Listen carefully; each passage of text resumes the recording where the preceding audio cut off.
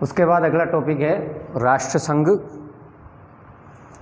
और संयुक्त राष्ट्र संघ, इसका संगठन और इनकी उपलब्धियां, जिसमें पहले अपन पढ़ रहे हैं राष्ट्र संघ। राष्ट्र संघ का जन्म अमेरिका के राष्ट्रपति विल्सन की भूमिका इसमें सर्वाधिक मानी जाती है राष्ट्र संघ के स्थापना में। विल्सन ये राष्ट्र संघ की स्थापना का दृढ़ संकल्प लेकर के अमेरिका से रवाना हुआ था और वह संघ के प्रति यानी कि प्रतिस्रव यानी कि संविधान को शांति संधियों का प्रथम भाग बनाने का निश्चय कर चुका था। इसके विपरीत इंग्लैंड, फ्रांस और मित्र राष्ट्र पहले शांति संधियों की धाराओं को निर्धारित करना चाहते थे। इसके बाद राष्ट्रसंघ के मामले को हाथ में लेना वो चाहते थे। विल्सन अपने विचार पर डटा रहा और उसके प्रभावशाली व्यक्तित्व के कारण ही राष्ट्रसंघ की योजना को प्राथमिकता प्राप्त हो सकी। तो जनवरी 1919 में पेरिस में शांति सम्मेलन शुरू हुआ और इस समय तक विभागीय और गैर विभागीय ये दोनों ही क्षेत्रों में संघ के निर्माण संबंधी अनेक योजनाएं प्रस्तुत की जा चुकी थी। मार्च 1918 में यह ब्रिटिश विदेश विभाग द्वारा निर्देशित और लॉर्ड फिलोमोर की अध्यक्षता में नियुक्त एक कमेटी ने राष्ट्रसंघ की योजना का एक प्रारूप तैयार किया था। इसके 3 माह बाद विल्सन के प्रमुख सलाहकार कर्नल हाउस ने विल्सन के आदर्शों के अनुकूल एक पृथक प्रारूप तैयार किया। तो जुलाई 1918 में विल्सन ने अपने प्रथम प्रारूप को अंतिम रूप दिया। दिसंबर 1918 में दक्षिण अफ्रीका के जनरल स्मट ने काउंसिल और मैंडेट पद्धति को शामिल करके एक नया प्रारूप तैयार किया। इसी समय लॉर्ड सेसिल ने यह फिलोमोर रिपोर्ट के आधार पर एक नया प्रारूप तैयार किया। तो 10 जनवरी 1919 को विल्सन ने अपना दूसरा प्रारूप तैयार किया और 10 दिन बाद ही तीसरा प्रारूप बना। इसी बीच ब्रिटिश प्रतिनिधिमंडल ने सेसिल और स्मट के प्रारूपों को मिलाकर के एक नया रूप दिया। शांति सम्मेलन में राष्ट्रपति विल्सन ने अंतिम प्रारूप और ब्रिटेन द्वारा प्रस्तावित अंतिम प्रारूप, इन दोनों को मौलिक रूप मान लिया। लेकिन दोनों में काफ़ी भिन्नता थी, इसलिए ब्रिटिश प्रतिनिधिमंडल ने के कानूनी सलाहकार ये सेसिल हर्स्ट और अमेरिकन सलाहकार डेविड हंटर मिलर को संशोधन का कार्य सौंपा गया और दोनों ने मिलकर एक नया प्रारूप तैयार किया गया। तो 5 फरवरी 1919 को शांति सम्मेलन के प्रमुख प्रस्तुत सम्मुख ये प्रस्तुत किया गया और शांति सम्मेलन ने इस नवीन प्रारूप का अध्ययन करके 19 सदस्यों का ये आयोग बनाया और विल्सन को इस आयोग का अध्यक्ष बनाया गया। आयोग ने अपना काम पूरा करके 14 फरवरी को संपूर्ण धाराओं सहित प्रारूप को शांति सम्मेलन के सामने रखा। इस अवसर पर विल्सन ने कहा था कि एक जीवित वस्तु पैदा हुई है। सम्मेलन ने राष्ट्रसंघ के प्रतिस्रव यानी कि संविधान में कुछ संशोधन को स्वीकार किया और 28 अप्रैल 1919 को संशोधित प्रारूप सर्वसम्मति से स्वीकार कर लिया गया। वर्साई संधि की प्रथम 26 धाराओं में राष्ट्रसंघ के प्रतिस्रव की व्याख्या की गई और अन्य शांति समझौतों में भी राष्ट्रसंघ के प्रतिस्रव को शामिल किया गया। तो 10 जनवरी 1920 को राष्ट्रसंघ ने वैधानिक दृष्टि से अपना अस्तित्व प्राप्त किया राष्ट्रसंघ ने, और इस नियम के अनुसार इसकी सदस्यता सभी राष्ट्रों के लिए खुली हुई थी। वर्साई संधि पर हस्ताक्षर करने वाले 32 देश इसके संस्थापक देश बने और इसकी संख्या आगे चल कर के 55 हो गई। केवल मात्र अमेरिका, सऊदी अरब, यमन, ओमान, नेपाल ये ऐसे देश थे जो राष्ट्रसंघ के सदस्य नहीं बने थे। अब उसके बाद इसका संगठन, राष्ट्रसंघ का संगठन, और राष्ट्रसंघ के संगठन में इसके 3 प्रमुख अंग थे। राष्ट्रसंघ के ये 3 अंग थे।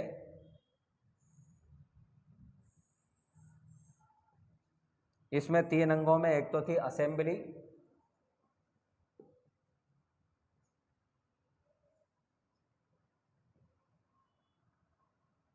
और एक थी काउंसिल,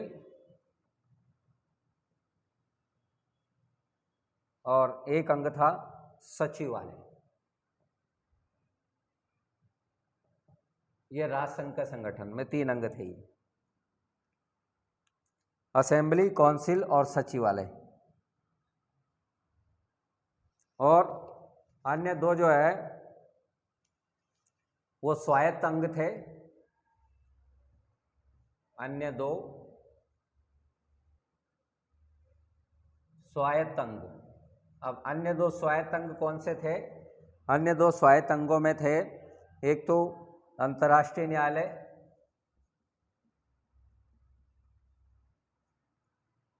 अंतर्राष्ट्रीय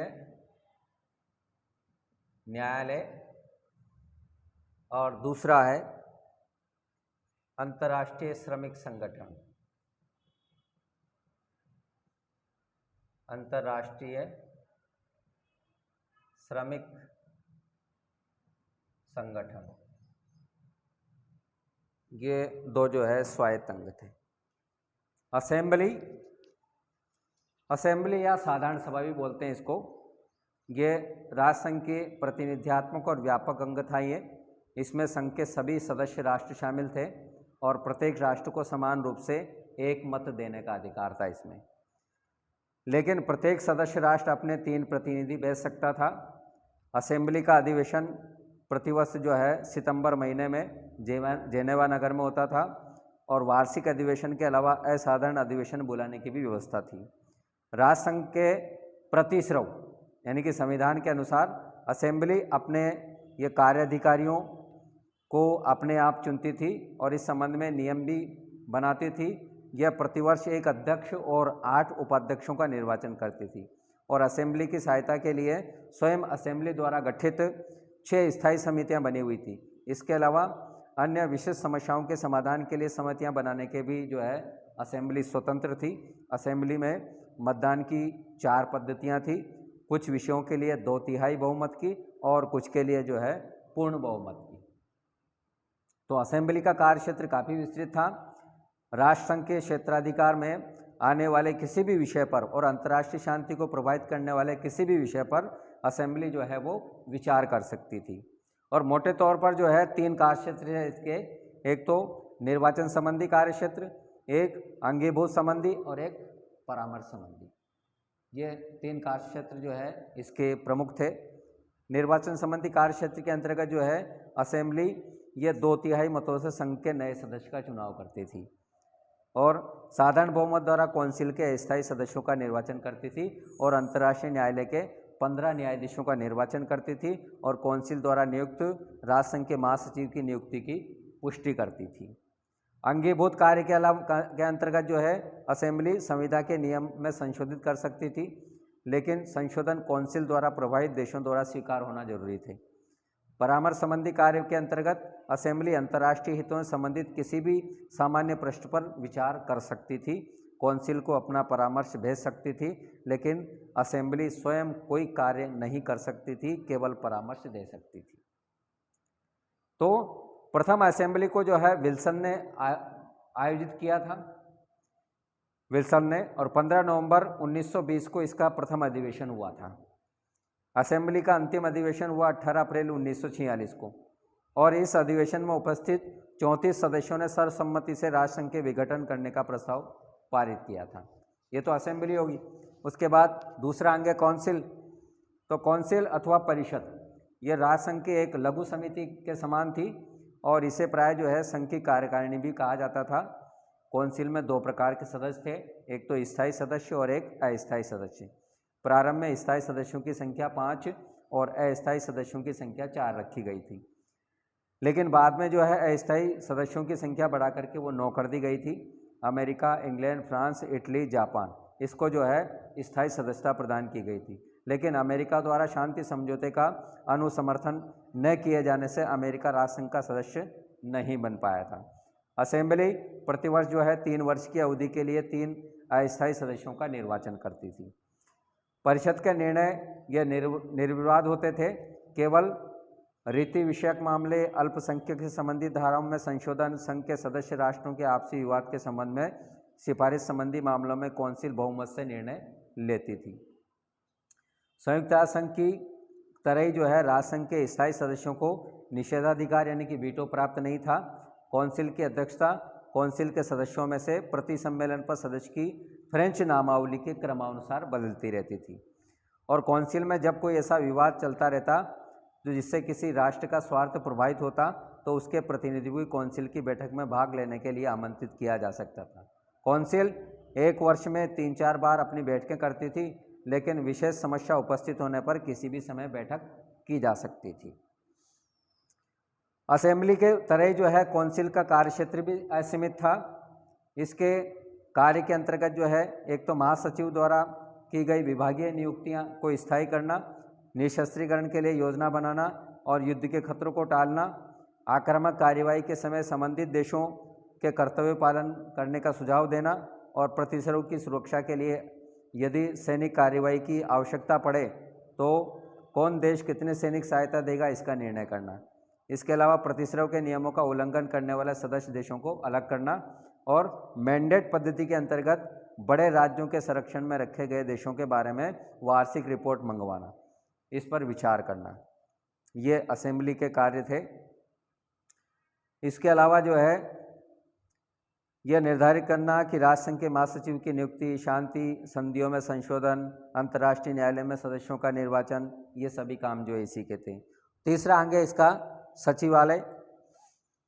ये सचिवालय जो है राष्ट्रसंघ का ये स्थायी प्रशासनिक अंग था, ये राष्ट्रसंघ का, और इसका जो है केंद्र वो जेनेवा में था और इसे राष्ट्रसंघ का सर्वाधिक उपयोगिता और सबसे कम विवादास्पद अंग माना जाता था। इसको लगभग जो है 60 अधिकारी, कर्मचारी और विशेषज्ञ इसमें काम करते थे और इन सभी की नियुक्तियां और अंतर्राष्ट्रीय नागरिक सेवा के आधार पर की जाती थी।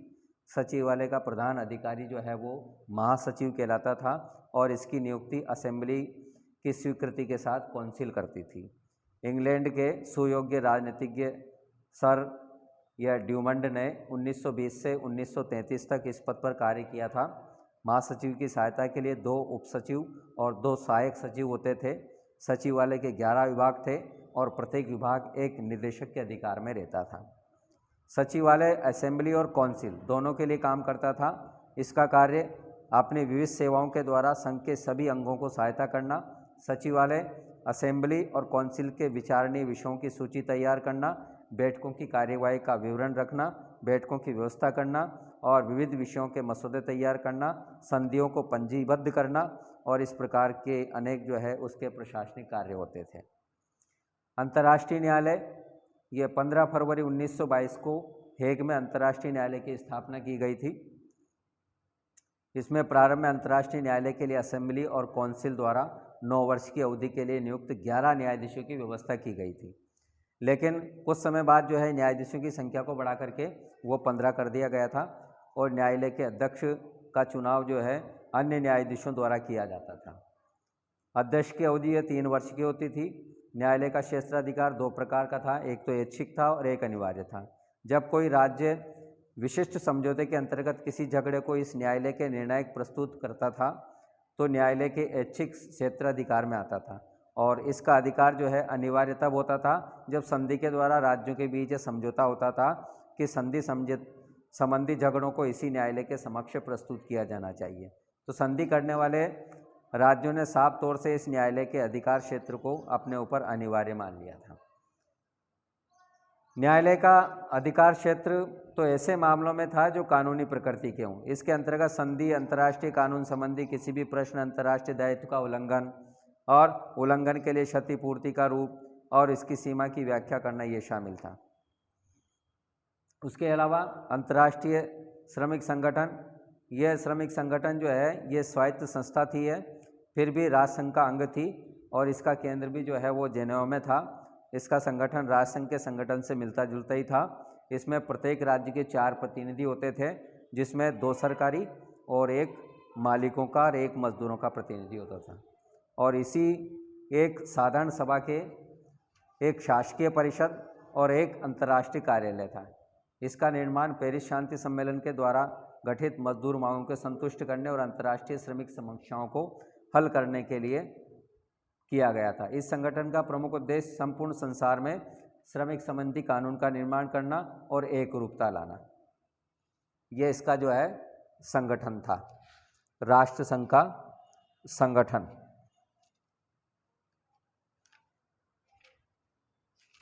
अब संगठन के अलावा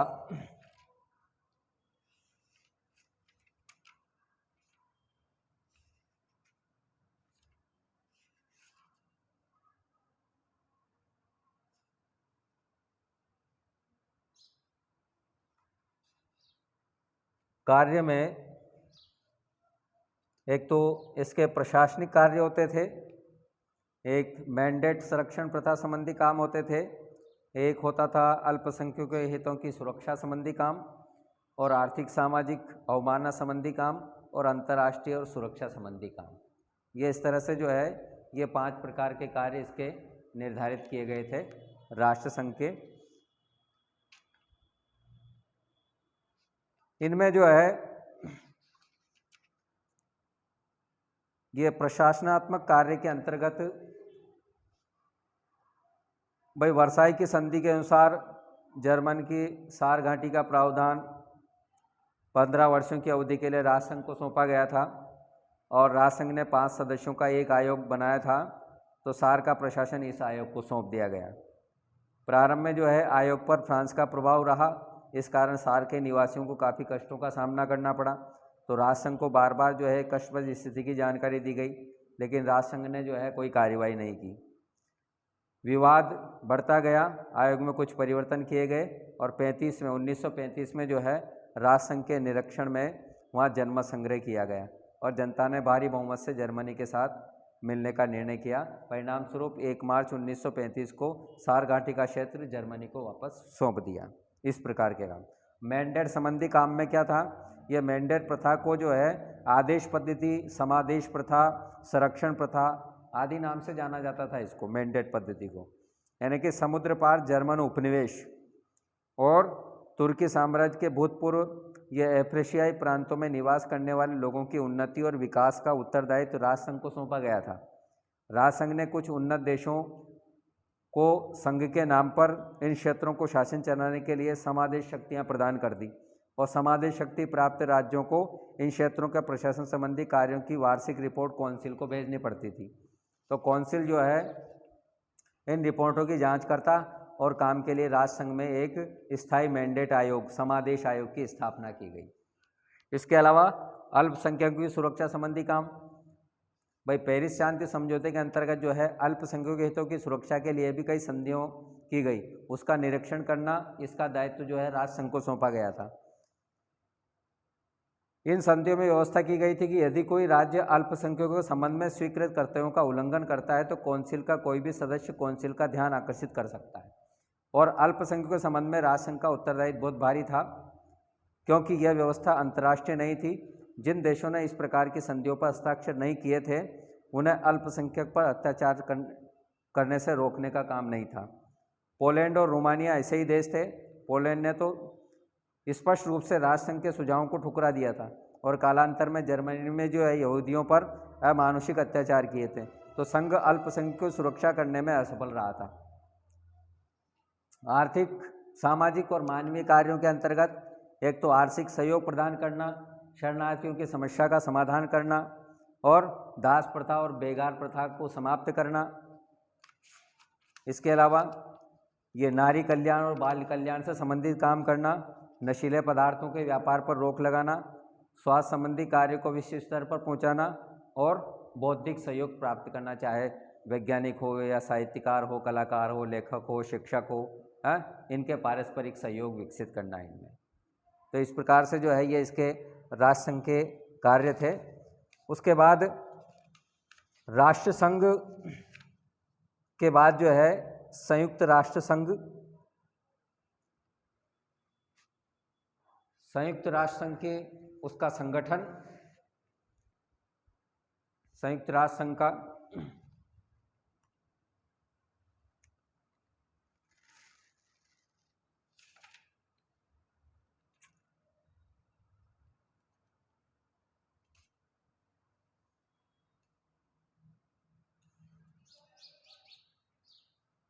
भाई इसका जो निर्माण का जो इतिहास रहा, संयुक्त राष्ट्र संघ के निर्माण का जो इतिहास रहा, ये तो था राष्ट्र संघ,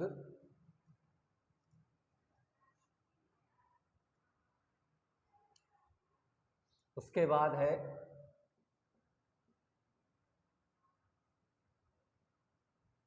संयुक्त राष्ट्र संघ, और हम इसका पढ़ेंगे इसका संगठन, क्योंकि सिलेबस में जो है वो संगठन ही है।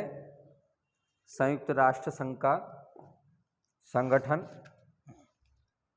भाई संगठन के अंतर्गत जो है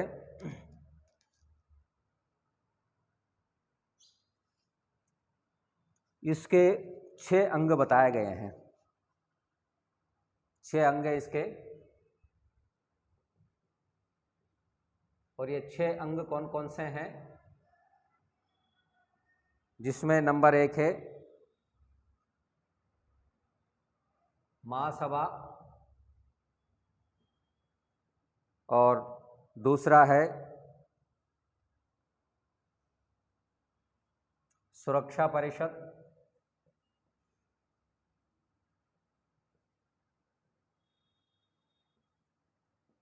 और तीसरा है आर्थिक सामाजिक परिषद,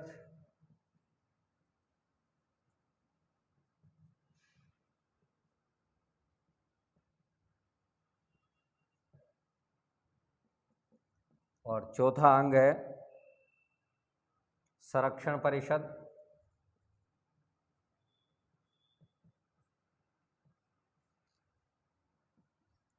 और इसका 5वां अंग है अंतर्राष्ट्रीय न्यायालय,